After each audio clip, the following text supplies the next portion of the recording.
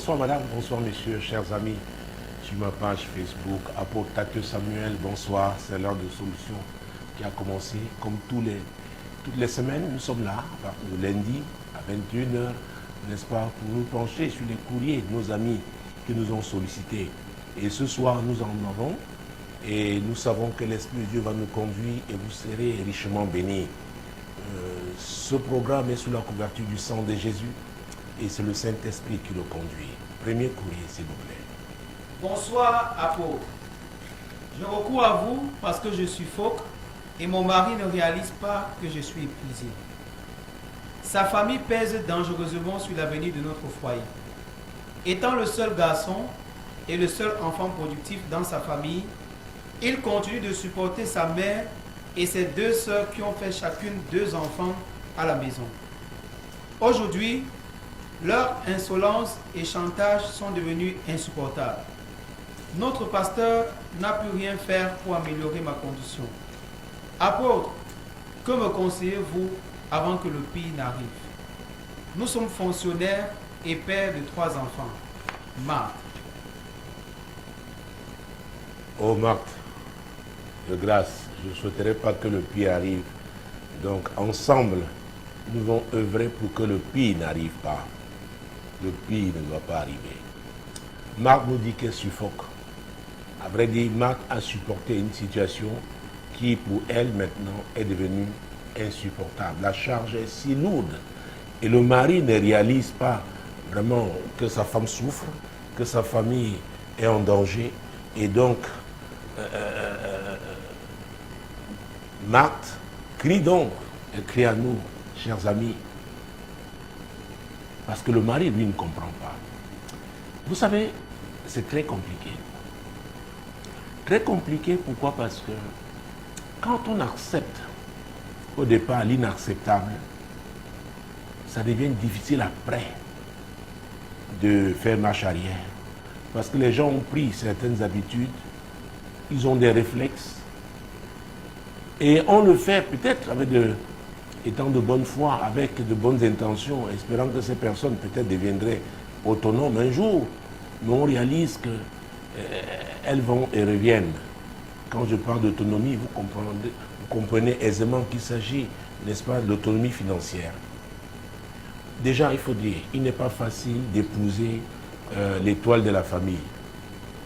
Parce que Margot dit qu'il est le seul garçon, il est le seul à être productif, c'est-à-dire avoir une activité rémunératrice. Il est fonctionnaire, l'a-t-elle dit. Voilà, tous les deux d'ailleurs. Et il a 2 sœurs qui vivent avec leur mère. Donc voilà 3 femmes qui sont à sa charge, à leur charge, parce que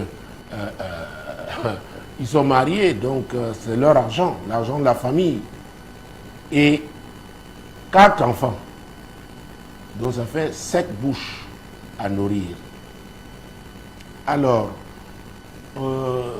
si Marthe avait été là, je lui aurais posé la question de savoir si sa belle-mère n'a pas eu de mari. Et si elle a eu un mari un jour, où est-il aujourd'hui? Peut-être ne vit plus, on ne sait pas. Et pourquoi je le dis? Parce que la situation devient encore plus compliquée quand il s'agit d'une femme qui elle-même n'a jamais été mariée, doit faire des enfants comme ça. Ah oui, et il est même possible dans ce cas-là que d'ailleurs les enfants aient plusieurs pères. Je parle de fondement. Je parle de fondement, c'est le fondement de cette famille. Parce que j'ai l'habitude de rappeler, et je le fais encore, j'annonçais qu'il y aura des jeunes gens qui vont se marier ici, dans cette assemblée, au moins 4 avant la fin de cette année. Mais c'est bien d'avoir cet enthousiasme, de vouloir se marier. Mais il est important de s'asseoir et parler avec Dieu. Ah oui. Ah oui. Ce n'est pas parce que la Bible nous dit que celui qui trouve une femme a trouvé le bonheur. C'est une grâce qu'il obtient l'Éternel. Qui croit que tout ira comme sur les roulettes. Nous sommes dans un monde, ah oui, qui est sous l'influence du diable. Le diable qui est le destructeur. Celui qui cause des problèmes, les querelles, la confusion. Donc même quand Dieu vous aura donné votre femme, encore qu'il faudra que ce soit lui, c'est-à-dire que vous soyez dans la volonté parfaite. Vous avez épousé la femme que Dieu a pour vous, vous êtes devenue l'épouse de l'homme que Dieu vous a envoyé à amener. C'est très, très important. Parce qu'en dehors de ça, alors vous êtes dans la volonté permissive. Et croyez-moi, c'est compliqué. Hein? C'est compliqué parce que la grâce ne sera pas au rendez-vous comme si c'était la volonté de Dieu pour vous. Parce que Dieu assume. Dieu est un papa responsable. Ah oui! Il y a des situations, vous allez prier, crier dans la prière, Dieu peut vous demander même, qu'est-ce que tu fais là? Un jour, il arrive au jardin d'Éden, il cherchait Adam comme souvent, mais Adam s'était caché avec sa femme. Adam, où es-tu? Adam n'était pas à sa position. Adam avait changé d'adresse. C'est terrible, hein? Je vous assure. Et on peut passer 40 ans dans un mariage, après on réalise qu'on était, oui, dans la volonté permissive de Dieu. Tout comme dans le ministère d'ailleurs. Je me souviens de cette histoire que ce grand homme de Dieu qui nous a quittés il y a quelques années, l'évangéliste Renan Bonquet, il avait raconté quand il était un jeune pasteur, avant qu'il effectivement s'engage dans le ministère d'évangéliste, il était allé à une retraite pastorale, il y avait des centaines de pasteurs qui étaient venus à ce rendez-vous. Alors après une exhortation d'un apôtre expérimenté d'un certain âge, et il conduisait donc l'auditoire dans la prière, et à côté de lui se trouvait un pasteur âgé. Ah oui. Alors que chacun priait, mais il raconte comment il a été attiré par les cris de ce pasteur. À son âge, il demandait à Dieu vraiment la grâce de l'accepter au moins dans son royaume.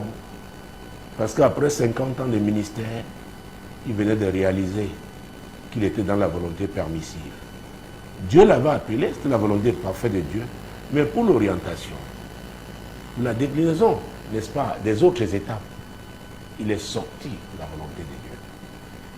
Dieu peut vous appeler, par exemple, à être, prenons ça, un commerçant, je ne sais pas, de tissus, n'est-ce pas, à Douala, mais vous allez vous installer à Yaoundé pour vendre les tissus. Vous êtes en train de vendre les tissus, mais vous n'êtes pas au lieu où Dieu vous attendait.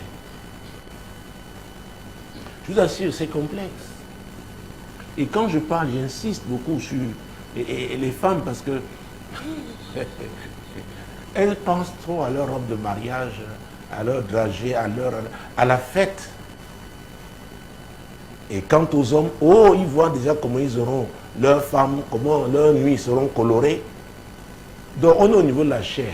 Vous voyez, la femme d'un côté, l'homme de l'autre. Parce que ne dites pas que je ne parle que des femmes. Non, les hommes aussi. Ils ne prennent pas le temps de s'asseoir avec Dieu. Ah oui, Seigneur, merci pour la femme que tu m'as montrée là. Gloire à toi, elle a accepté de devenir mon épouse. Mais qui est-elle, Seigneur? D'où vient-elle? Sa famille. C'est très important. Parce que j'aurais pu commencer ce courrier, Marthe, en te posant une seule question. Qu'est-ce que Dieu t'a dit avant que tu n'épouses cet homme? Qu'est-ce qu'il t'a dit le concernant? Qu'est-ce qu'il t'a dit concernant sa famille? Ah oui. Oui. Donc, ce sont les étapes, nous survolons, nous brûlons ces étapes-là, parce que nous sommes emportés, n'est-ce pas, par nos émotions. Oui, mais le mariage, c'est pour toute la vie. Chers amis, et je ne suis pas en train de faire un reproche à Marthe, mais vous savez, ça fait plus de 20 ans, bientôt 21 ans que cette émission existe. Quand je réponds à un courrier, j'essaye, par la grâce de Dieu, d'élargir le champ de réponse pour que la plupart soient bénis. Donc s'il y en a qui peuvent éviter de se retrouver dans ce type d'embûche, dans ce type de piège, ce serait une bonne chose. Donc, je ne m'adresse pas directement à Marc, là. J'amène tous mes amis dans le cadre de ce programme, dans le cadre de l'heure de solution sur ma page Facebook, n'est-ce pas, à réfléchir. Parmi vous, il y en a qui aspirent au mariage, Peut-être qu'il y en a même qui sont déjà fiancés. Donc il n'est pas tard. Il faut encore consulter Dieu. Là où tu vas là. Tu vas où? Écoutez, j'ai eu à le dire ici plusieurs fois. Adam n'avait pas de beau-frère. Adam n'avait pas de belle-sœur. Donc, prendre Adam seulement et Ève comme référence dans le monde-ci, ça ne tiendra pas la route. Aujourd'hui, si vous épousez une femme, vous devenez la femme d'un homme, vous avez votre belle-mère, si elle est vivante, votre beau-père, s'il est là, mon Dieu, vos beaux-frères, vos belles-sœurs. Donc, ça fait autant de personnes qui peuvent, n'est-ce pas, influer, n'est-ce pas, sur votre mariage. Oui. Donc, il est important d'avoir des informations, non seulement sur la personne, c'est-à-dire que l'homme-là qui veut vous épouser, ou la femme que vous voulez épouser, mais aussi, n'est-ce pas, sur sa famille. C'est très, très important.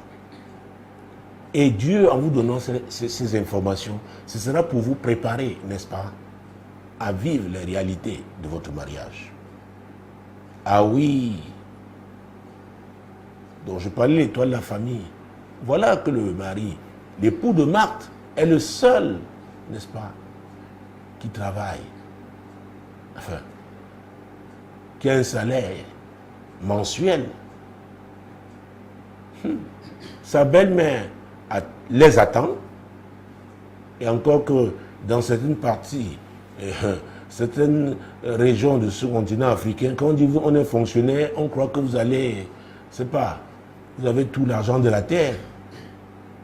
On dit les deux sont des fonctionnaires, même si c'est de catégorie supérieure. À vrai dire, ça fait combien aujourd'hui par rapport aux difficultés de la vie, par rapport aux défis de la vie? Vous voyez? Or, aujourd'hui, Marthe et son mari, ils ont combien d'enfants? 3 enfants, je pense. Voilà.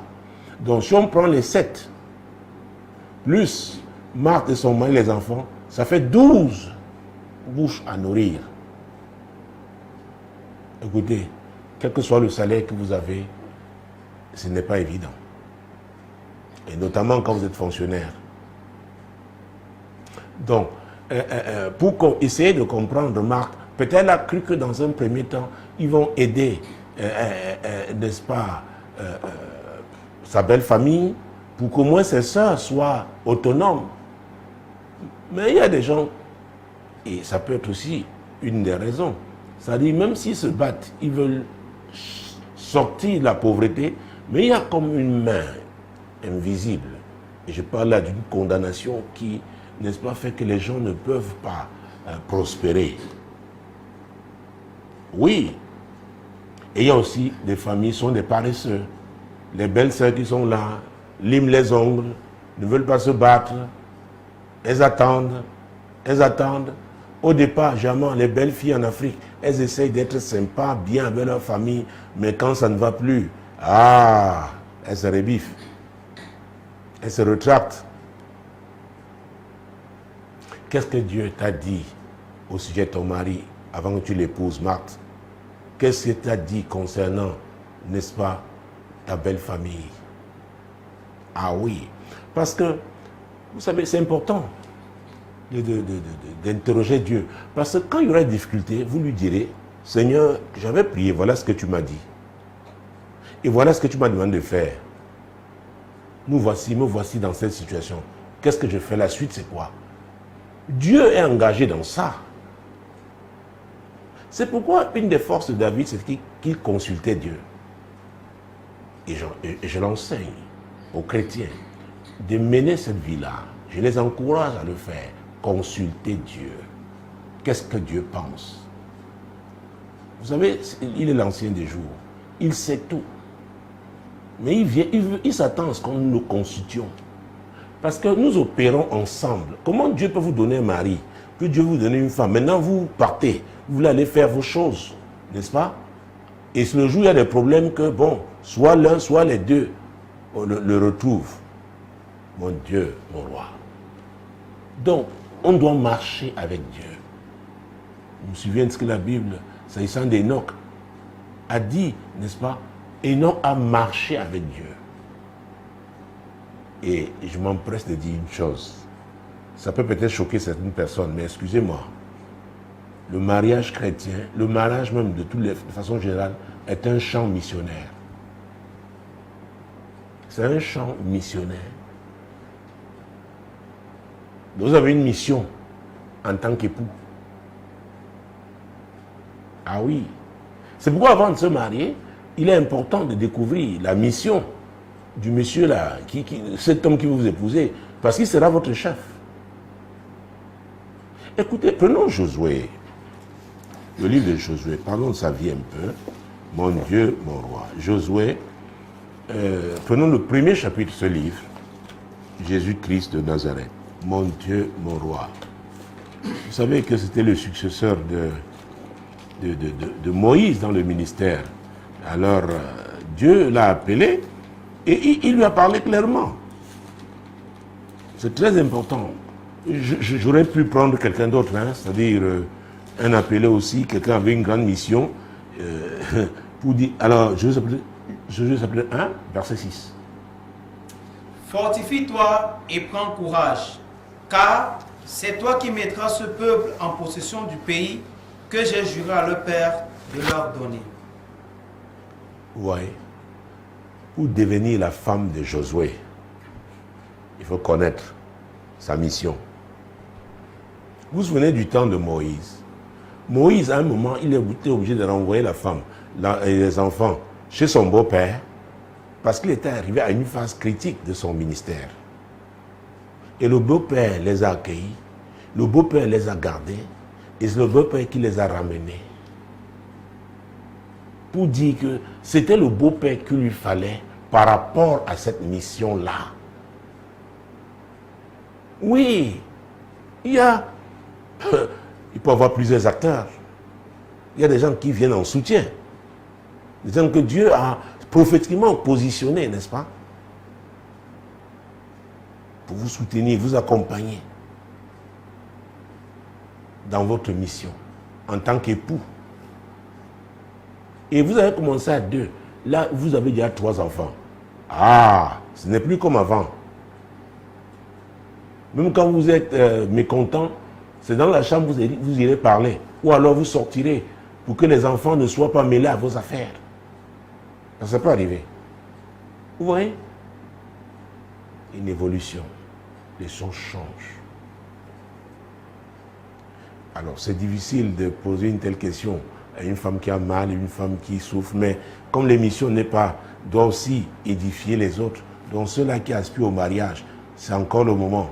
Ah oui, de se poser des questions. Si vous êtes fiancé, posez des questions claires après avoir prié à votre future épouse ou à votre futur époux. C'est important. C'est important. C'est pas n'importe qui peut être la femme de Josué. Dieu lui dit, c'est toi, c'est toi. C'est toi qui mettras ce peuple en possession du pays que j'ai juré à leur père de leur donner. Vous voyez? C'est une haute responsabilité. Quelqu'un comme Josué, il ne sera pas toujours là, à la maison, chaque moment. Ah oui. Alors, si vous avez toujours eu dans vos images, n'est-ce pas, dans vos rêves, un homme qui est toujours avec vous le soir en train de prendre la dernière tasse de thé, vous avec votre robe de nuit en satin, n'est-ce pas, avec une lumière, comment j'avais dit, tamisée dans votre chambre. Josué ne sera pas toujours là. Ah oui. Écoutez, ce n'est pas n'importe quelle femme qui peut être la femme d'un marin.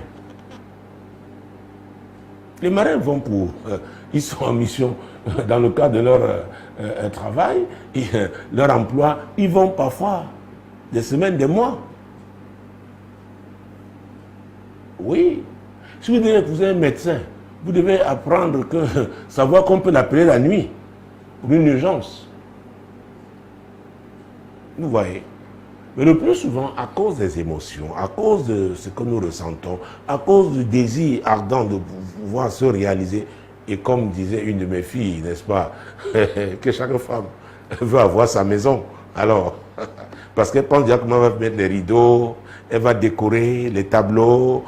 Oui, c'est bien tout ça, n'est-ce pas? Mais avant d'arriver à la décoration, là, il faudrait qu'il y ait une base solide. Parce que la Bible déclare dans Somme 127, verset 1, que si l'Éternel ne bâtit la maison, ceux qui la bâtissent travaillent en vain. Donc, il est important de recourir à l'Éternel pour avoir des informations sur celui qui va devenir votre époux ou alors votre épouse, sa famille. Ça vous permet de vous préparer. Et quand vous vous préparez, vous pouvez anticiper, d'autant plus que nous sommes conduits par l'Esprit de Dieu.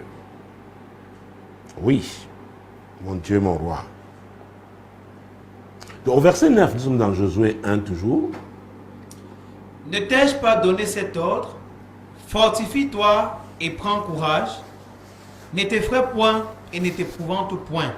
Car l'Éternel ton Dieu est avec toi dans tout ce que tu entreprendras. Chers amis, quand Dieu lui-même vous dit, fortifie-toi,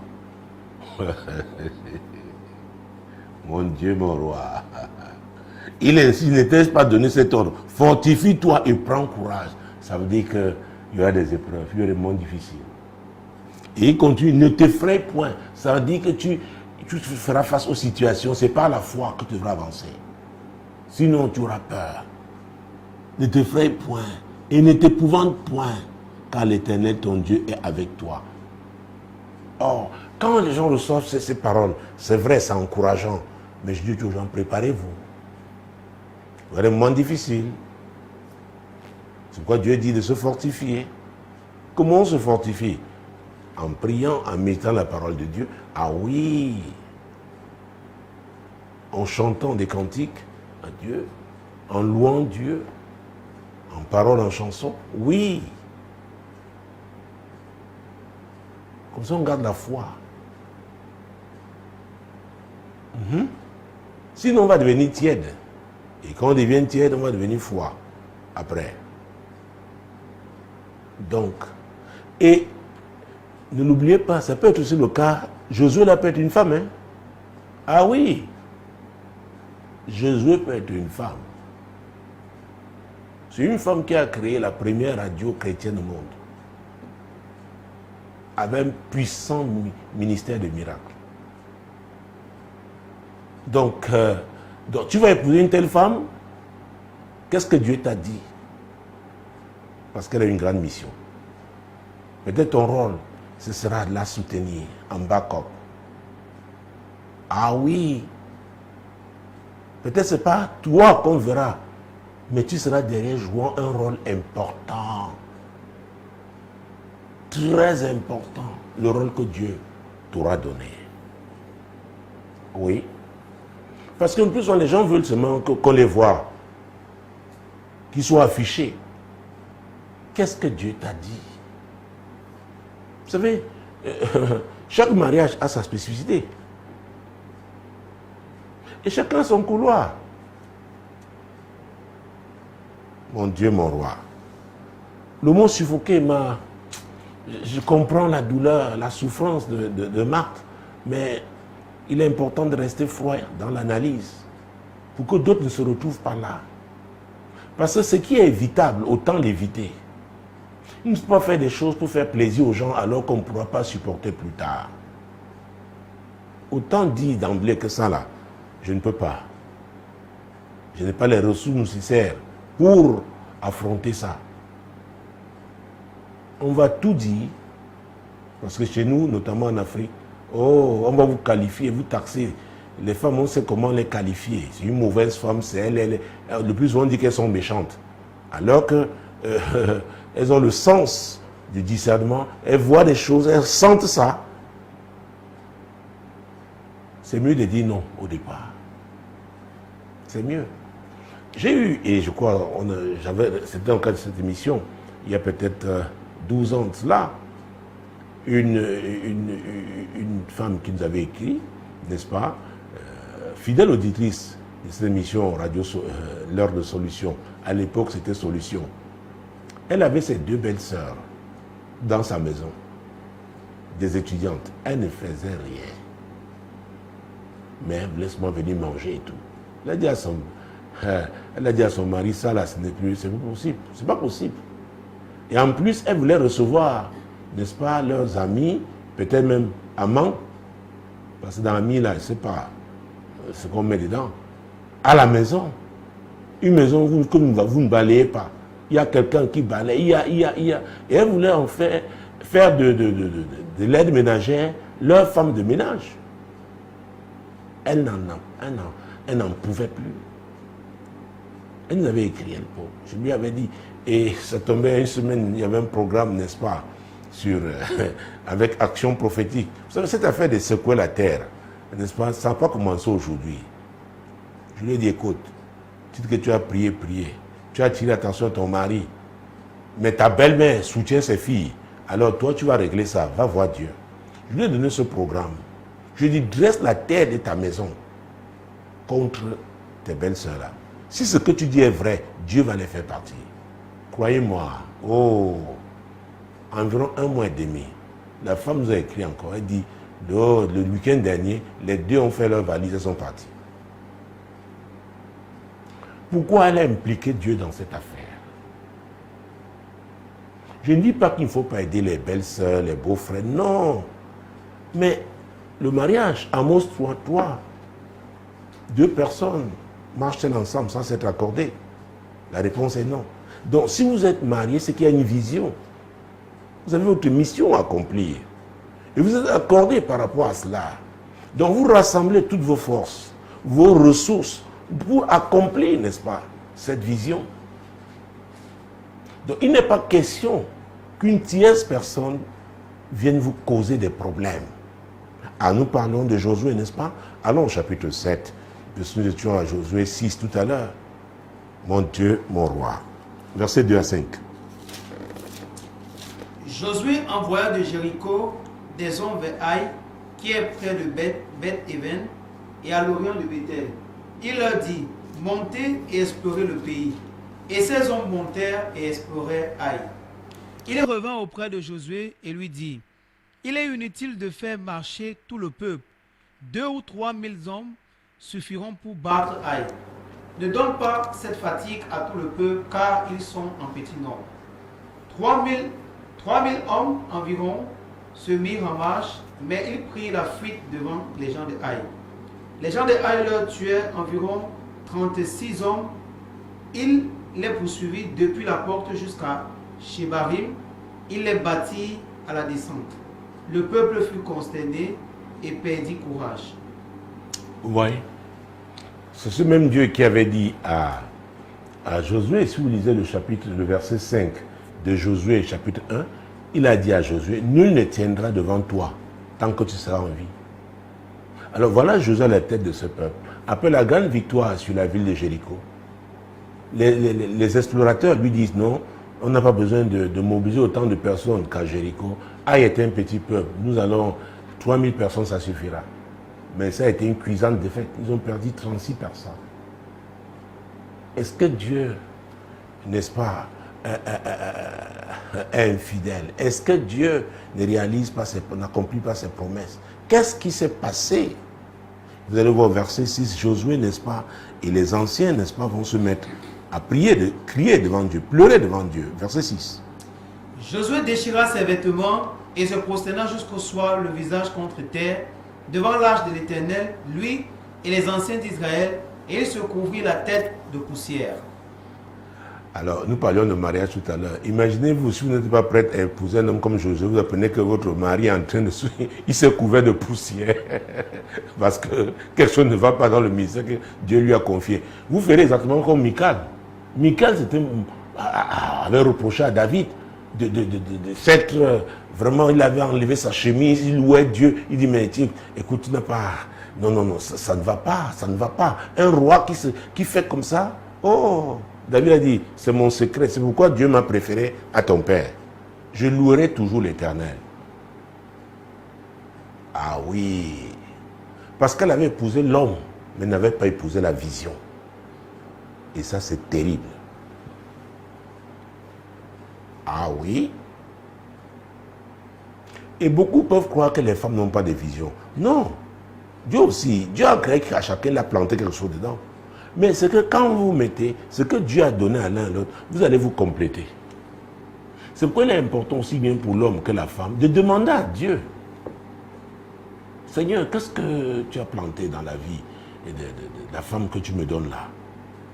Comment ça me sera nécessaire? Comment je peux exploiter ça? Oui. Et si c'est l'homme, peut-être sera chargé, n'est-ce pas, du timing. Et ça, c'est très important. Parce que la Bible déclare qu'il y a un temps pour tout. Dieu peut avoir planté beaucoup de choses dans votre vie, mais il faudra les utiliser au fur et à mesure. Ah oui. Sinon, vous pouvez avoir des problèmes parce que vous commencez à sortir des cartes que Dieu vous a données, alors ce n'est pas le moment favorable. Ah oui. C'est pourquoi la Bible déclare dans Proverbe 15, 33 que la crainte de l'Éternel enseigne la sagesse. Je ne parle pas de ceux qui s'autoproclament ayant la crainte de Dieu. Non, non, non. La crainte, quand Dieu lui-même voit que tu le crains, tu vas voir la sagesse qu'il va te donner. Il va te conduire par son esprit. Et la fin de ce verset 33 dit, et l'humilité précède la gloire. On verra l'humilité. Il n'y a pas la sagesse dans l'orgueil. Parce que Dieu résiste aux orgueilleux et fait grâce aux humbles. Donc quand il y en a qui vous disent, oh j'aime beaucoup Dieu vraiment, je passe le moment d'adoration avec Dieu, je peux passer des heures, mais vous êtes orgueilleux? C'est de quel Dieu s'agit-il? Vous êtes hypocrite? C'est de quel Dieu s'agit-il? Vous aimez l'argent? C'est de quel Dieu s'agit-il? L'argent est nécessaire, mais l'amour de l'argent détruit. L'apôtre Paul a dit que c'est une racine de tous les maux. Vous aimez Dieu et vous pratiquez l'injustice. C'est de quel Dieu il s'agit? Vous aimez Dieu et vous êtes un menteur patenté, une menteuse invétérée. Alors, c'est de quel Dieu s'agit-il? Vous aimez Dieu et vous haïssez les autres. Vous êtes jaloux. C'est de quel Dieu s'agit-il? Vous voyez?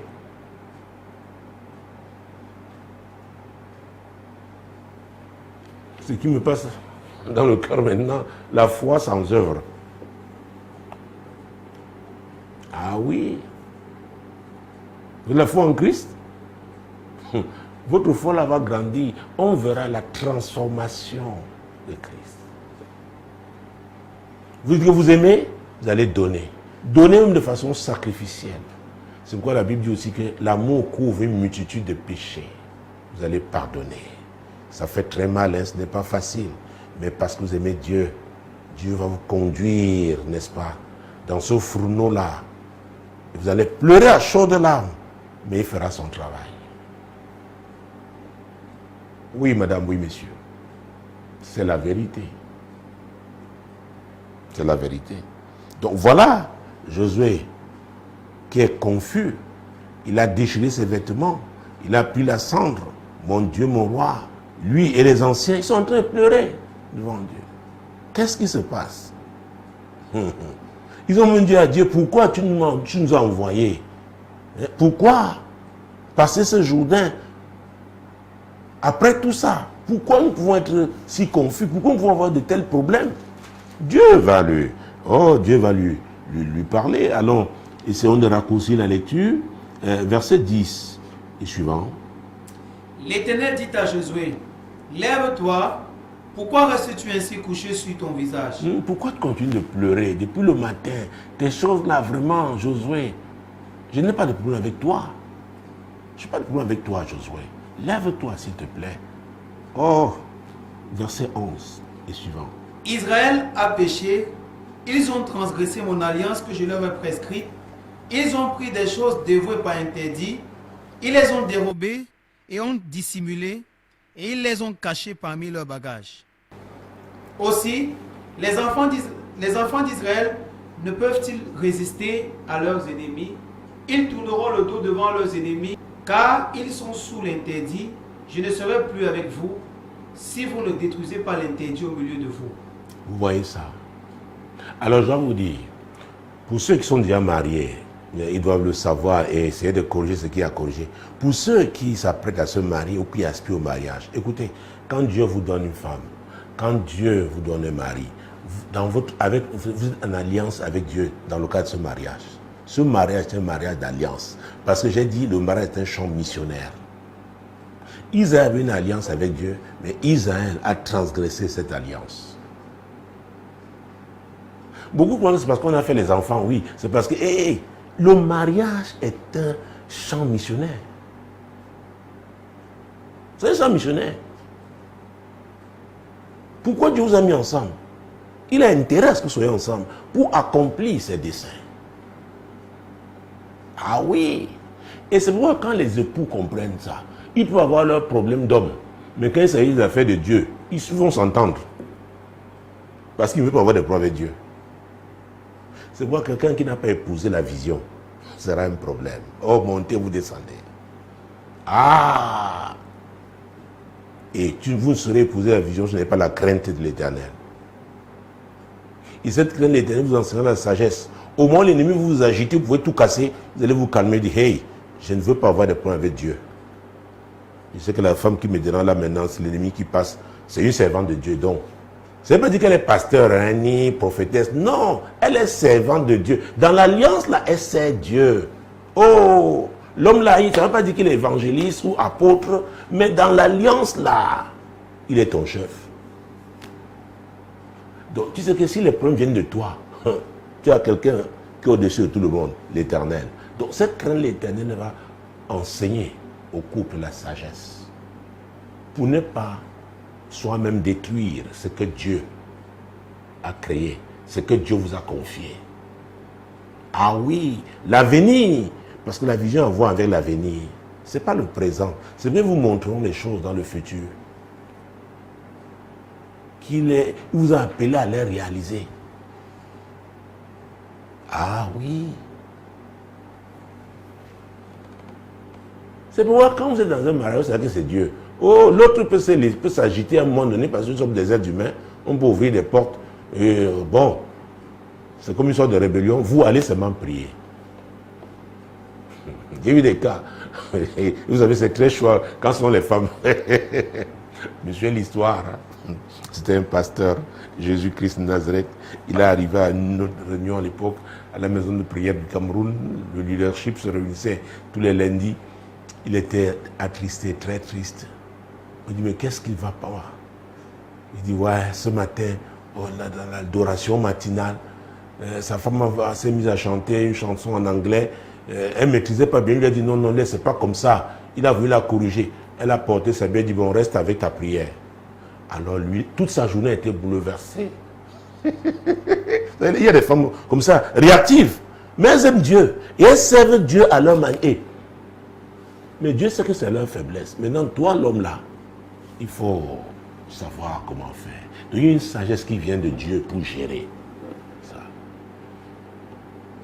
Donc, si vous craignez l'Éternel, il va vous dire comment faire, gérer ce genre de situation. Ah oui. Il y a des gens, et là, tous les hommes, ils savent ça. Ils ne touchaient pas à leur mère. Ils ne dites pas, ne parlez pas n'importe comment à leur soeur. Mais toi, tu dis, tes soeurs là, les prostituées. Hey, tu t'attends à quoi? Même si vous les avez aidées. Et maintenant, tu insultes, n'est-ce pas, la soeur de ton mari comme ça. Tu t'attends à quoi? La langue. La langue. C'est un petit membre, mais dangereux. Et beaucoup dans la foi, et notamment les femmes, qui craignent Dieu, hein, mais à un moment donné, ça peut arriver. La langue, on dit la langue a glissé. Il faut faire attention. Il faut faire attention. Dans ton cas, tu as ta belle-mère, tu as tes 2 belles-sœurs, tu as tes 4 neveux, beaux neveux. C'est compliqué. Peut-être ton mari ne t'a jamais parlé. Peut-être qu'il souffre plus que toi. Il ne sait pas comment faire. Il ne sait pas comment faire. Je vais te demander, est-ce que tu as déjà prié vraiment pour le salut de ta belle famille? Parce qu'à vrai dire, cette situation-là pourrait passer aussi par le salut de ta belle famille. Peut-être Dieu t'attend à ça depuis. Mais vous allez seulement donner l'argent, donner l'argent, donner l'argent. Maintenant, peut-être le moment est venu de mettre les genoux au sol. Seigneur, Seigneur, sauve ma belle famille. Sauve ma belle. Et vous savez, des gens qui vous piquent, priez pour eux, intercéder pour eux, ça fait très mal. Mais c'est comme ça que Dieu élève. Ah oui.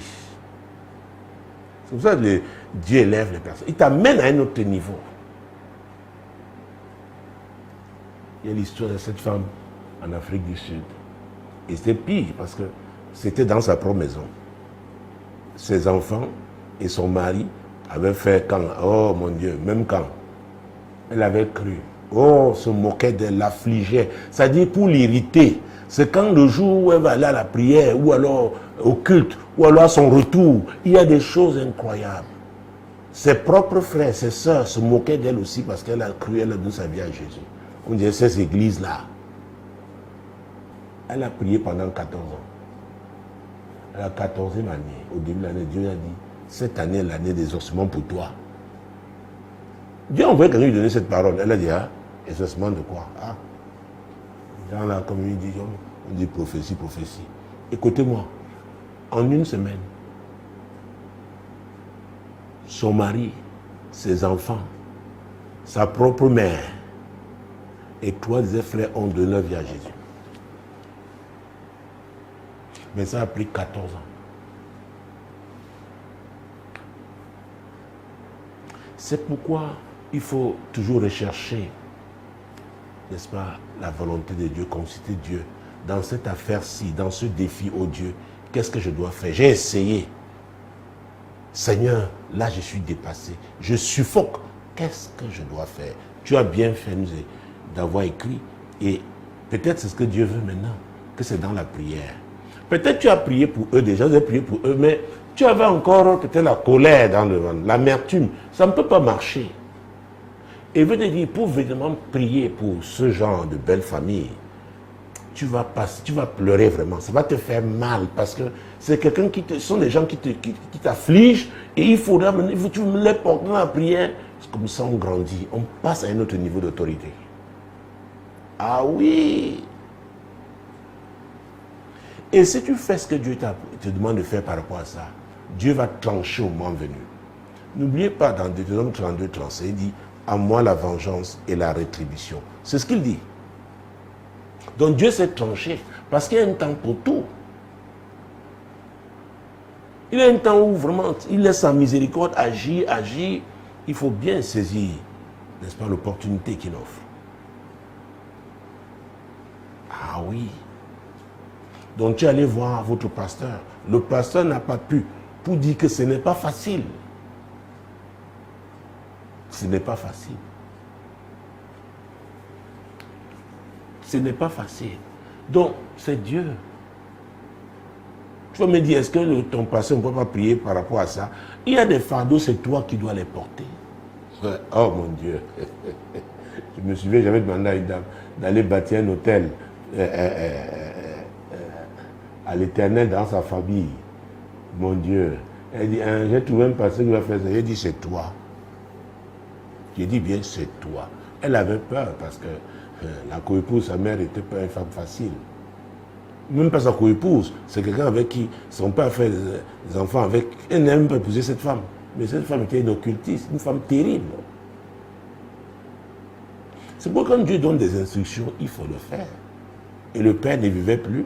Et la femme voulait faire main basse sur tous les biens. Tout le monde avait peur d'elle parce qu'on disait qu'elle était une grande occultiste. J'ai dit, tu as Jésus, tu n'as pas Jésus. Jésus est le même hier, aujourd'hui et éternellement. C'est ce que la Bible dit dans Hébreux 13, verset 8. Tu crois véritablement, comment elle s'appelle, Marthe, tu crois que Dieu ne t'aime pas? Tu crois que Dieu t'a créé pour souffrir comme ça dans ton mariage? Il y a quelque chose à faire. Crois-moi. Je comprends que tu sois en colère, c'est normal. Je comprends que tu suffoques, c'est normal. Dis à Dieu que tu es fatigué. Ah oui. Dieu peut opérer de plusieurs manières. Dieu peut mettre la pression sur ton mari. Un type de pression, tu dis, ça va pitié de lui encore. Dites comme ça les femmes. J'ai raconté cette histoire, ça se passait au Congo. Mon Dieu, l'enseignement sur les hôtels avait été donné. Une femme qui avait épousé un fonctionnaire de haut niveau, n'est-ce pas? Mais qui était un monsieur qui aimait vivre, jouer la vie, comme on dit chez nous. Alors, chaque fois, il était dehors, la nuit dehors. La femme a reçu cet enseignement.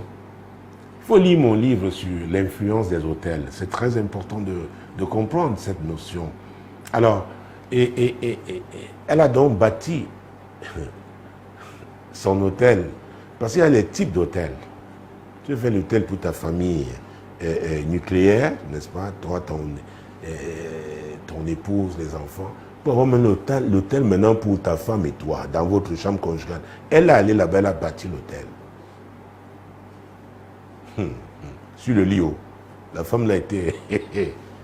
Alors, c'était un début de week-end, donc un vendredi. Elle lui a fait le bon couscous là, à la congolaise, avec les feuilles. Mon Dieu.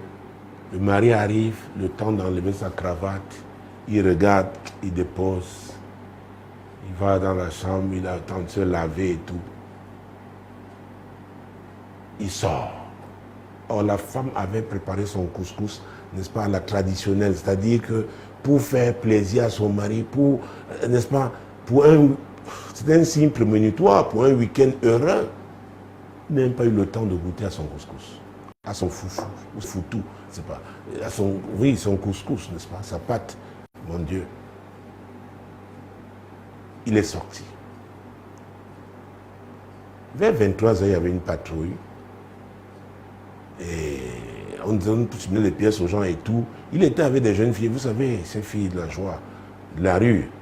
On dit, mais monsieur, un responsable comme vous, qu'est-ce que vous faites là? Qu'est-ce qu'il y a? Il y a un couvre-feu? Pourquoi? Puisqu'il était quelqu'un de... Le monsieur lui dit, pardon? Vous dites il y a quoi? Il a fait bac. Hey! Ce monsieur a commencé à courir. Et comme il était logé là en ville, il vient, il pousse, il lance. Le gardien est étonné, mais qu'est-ce qu'il y a le patron? Il va devant la porte, bim, bim, bim, bim. Il oublie même qu'il faut sonner. La femme sort avec son pain, elle regarde son mari, elle ouvre vite, il file. La femme sort, elle demande au veilleur de nuit, qu'est-ce qu'il y a? Il dit, moi-même, je ne sais pas. Elle dit, essaie de regarder, voir. Le veilleur de nuit sort, il ne regarde personne. Elle revient à la maison. Elle regarde dans la chambre conjugale, elle ne voit personne. Elle va dans la chambre des enfants, elle ne voit personne. Elle revient encore dans la chambre comme ça. Il y a quelqu'un qui était au fond du lit. Ils sont partis. Ils sont partis. Elle dit, c'est quoi? Qui? Elle dit, c'est toi. Qui? Oh. C'est en ce moment que Dieu lui dit, tu avais bâti un hôtel sur le lit. Il n'a pas mangé ta nourriture et tu es venu prier sur ce lit. Moi, je l'ai amené sous le lit. Depuis le jour-là. Pourquoi? Quand il courait, Dieu a envoyé les anges. Il a entendu le bruit comme si on le poursuivait. Dieu a sa manière de régler les problèmes. Il faut faire très attention. Alors, chaque fois qu'il revenait du travail, il portait un des pagnes de sa femme. La même femme, après un mois, dit au pasteur, mais pasteur, mon mari me colle trop. Le pasteur dit, mais qu'est-ce que... Finalement, qu'est-ce que tu voulais? Il dirait, papa, je monte, il monte, je descends, il descend, il est là maintenant. Oui! Vous voyez, écoutez Dieu. C'est très important. Dieu a quelque chose à dire par rapport à ta situation. Il a quelque chose à dire. Il y a une stratégie de te donner. Ne laisse pas que la colère, n'est-ce pas, ou la fatigue est dessus toi. Repose-toi en Dieu. Ah oui, ceux qui se confient à l'Éternel, ah, c'est très important. Mon Dieu, mon roi, Jésus-Christ de Nazareth. Ésaïe, mon Dieu. Ésaïe, chapitre 40. Mon Dieu. verset 31. Mais ceux qui se confient en l'Éternel renouvellent leur force. Ils prennent le vol comme les aigles. Ils courent et ne se lassent point. Ils marchent et ne se fatiguent point. Donc on doit apprendre ça. À un moment ou un autre, on peut être fatigué par telle ou telle situation. Chacun a son type de défi. Il y a même des défis saisonniers. Il faut apprendre à se reposer en Dieu. Parfois, tu n'as même pas assez de force pour lui parler même. Mais ton cœur. La Bible dit qu'Anne, Élie le soir n'arrivait pas à entendre. C'est-à-dire qu'il voyait les lèvres bouger. Il lui a dit, ce n'est pas l'ivresse. Je répandais mon âme devant mon Dieu. Ah oui. Ah oui. Donc j'ai parlé des instructions que Dieu peut donner aussi, qui peuvent être des instructions fermes. Ah oui. Fermes. Il faut les appliquer. Mais de façon générale, que les chrétiens le comprennent. D'ailleurs, avant ça, je dois prendre Deutéronome. Parce que si vous avez une belle-mère qui fréquente les marabouts, il y a certains qui parlent d'une Gambie, vous avez des problèmes, hein, de sérieux. De sérieux. Si vous n'êtes pas, comment j'allais dire, concentré, n'est-ce pas, dans votre marche avec Dieu, vous pouvez fléchir parce qu'il y a des incantations qu'on fait. Mais si vous avez Jésus, ça n'aura aucun effet. Si vous restez avec lui, à moins que vous n'ouvrez les portes. Et là, je parle de Deutéronome 18. Deutéronome 18. Pourquoi je le dis? Il y a eu des gens qui ont vu que leur mariage avait des problèmes.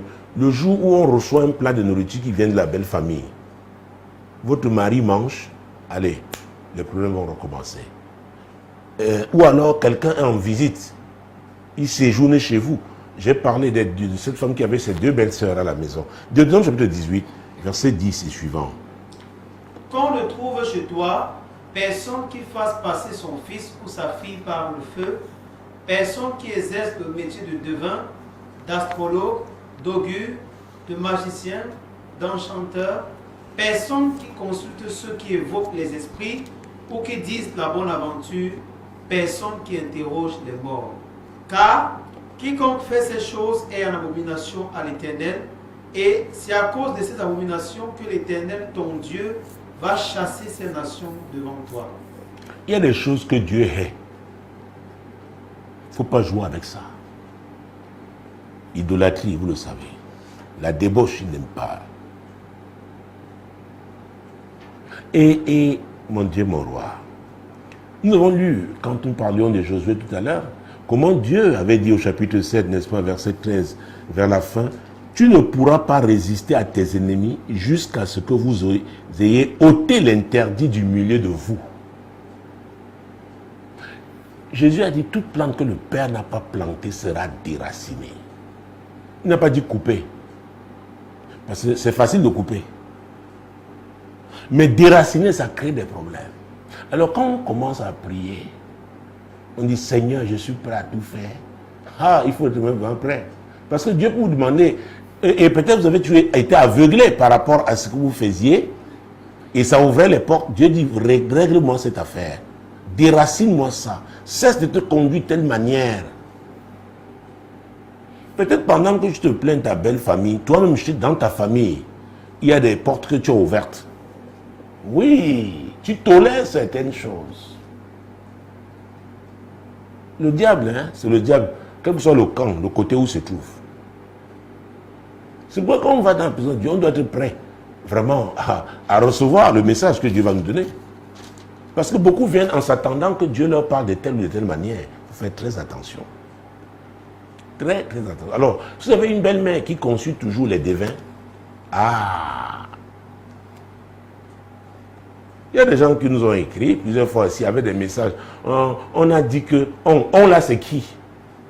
On nous a appelé du village. On a dit que si on ne fait pas, toi tu es chrétien, tu as Jésus dans ta vie. Maintenant c'est ce qu'on te dit là-bas, qui vient du village, que tu crois.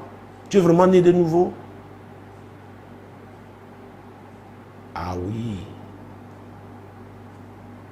Dieu a dit quelque chose dans Matthieu 6, verset 33. C'est Jésus qui le disait. Cherchez premièrement le royaume et la justice de Dieu, Et toutes ces choses vous seront données par-dessus. Cherchez premièrement le royaume et la justice de Dieu. Ne viens pas pour te faire justice. Ne viens pas ayant catalogué les autres. Laisse Dieu te dire. Sachant que toi, tu viens parce que c'est le royaume de Dieu qui est ta priorité. C'est Jésus. Ce n'est pas toi. Ce n'est pas toi. Parce que l'égoïsme se manifeste de plusieurs manières. Tu es égoïste, tu ne peux pas attaquer l'autre et réussir. Tu ne peux pas. Tu as le diable avec toi. Donc, mais faire de Jésus sa priorité. Qui sont numéro un? C'est lui alors qui avait répandu le Saint-Esprit que nous avons reçu. Il va nous conduire. Lui qui est l'Esprit de vérité, il nous conduit dans toute la vérité. Et la vérité là n'est pas toujours ce que tu penses. Et quand nous lisons, si nous les continuons dans Matthieu, on est au chapitre 6, prenons le chapitre 19, non, chapitre 16 d'abord, oui. Chapitre 16, oui, Matthieu 16, mon Dieu, mon roi. Nous allons prendre un verset 24.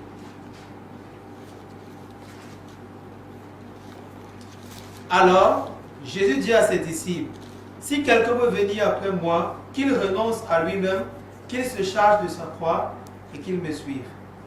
Qu'il renonce à lui-même. Il y a des gens qui ont toujours raison. Les gens disent, moi, on ne peut pas me faire ça. Moi, renonce à toi. Tu es petit. Renonce à toi. Peut-être que tu passeras par un moment où tu devras être humilié. Dieu permet cet embrisement. Ah oui. Dans cette situation, demande à Dieu, qu'est-ce que tu dois apprendre? Peut-être que tu as été au départ permissif, tu as laissé tout se faire et que Dieu maintenant attire ton attention pour que tu redresses les choses. Seigneur, qu'est-ce que je dois comprendre dans cette situation? C'est ça, consulter Dieu aussi. Et au chapitre 19 donc, Matthieu 19, verset 29.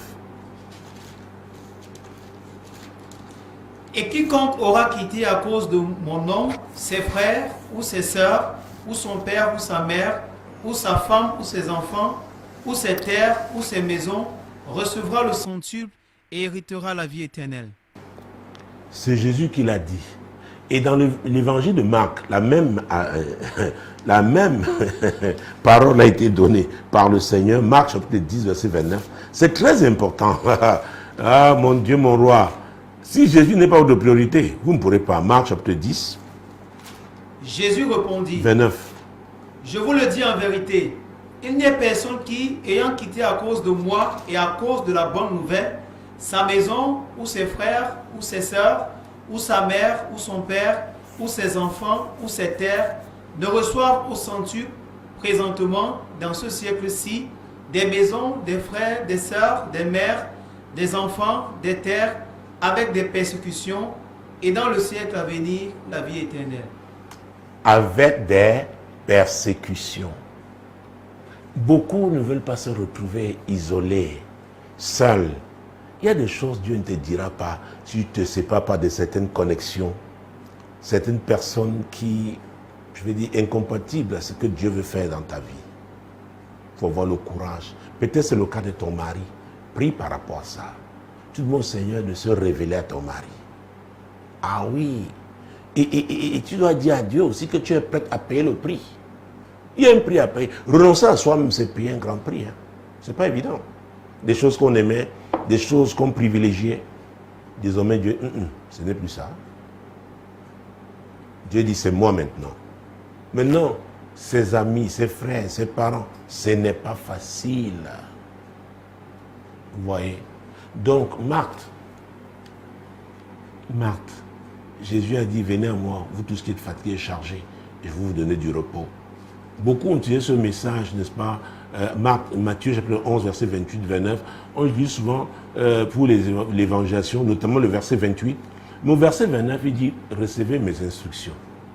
Donc, c'est pour tous ceux-là qui sont dépassés par ce qu'ils vivent. Jésus les appelle et dit, viens. Peut-être que vous avez un pasteur, donc vous êtes déjà à l'église, peut-être chrétien même. Mais Jésus veut avoir un autre niveau de relation avec toi. Peut-être à travers cette situation, ce défi te permettra de te rapprocher de lui. Et si c'est le cas, tu vas louer Dieu après. Donc voilà, je sors par là, Matthieu 11, oui, versets 28 et 29. Donc il a dit, venez à moi, recevez mes instructions. Et c'est lui qui te donnera du repos. C'est lui qui te donnera du repos. N'oublie pas, nous sommes conduits par le Saint-Esprit, qui est l'Esprit de vérité, qui nous conduit dans toute la vérité. Donc laisse-toi conduire. Et c'est lui le consolateur. C'est lui qui te console, Marthe. Sois fortifié. Sois fortifié. Et c'est ce que je dis aussi. C'est ce que j'adresse comme message à tous ceux-là qui se trouvent dans ce genre de situation en ce moment. Parmi nos amis, n'est-ce pas? Faites confiance à Dieu. Faites confiance à Dieu. Il va agir. Il va agir. Ça peut prendre un certain temps, mais Dieu agira certainement. Et vous apprendrez beaucoup de choses, n'est-ce pas, de ces moments difficiles. Ah oui, vous connaîtrez un nouveau départ avec lui. Peut-être dans la même relation, mais un nouveau départ. Parce que Dieu sera passé par là. Il ne peut le faire que si vous lui ouvrez les portes. Mesdames, Messieurs, c'est terminé pour cette édition. Merci d'avoir été là, chers amis. Le prochain rendez-vous, c'est lundi prochain lorsqu'il sera 21h. Shalom. Shalom.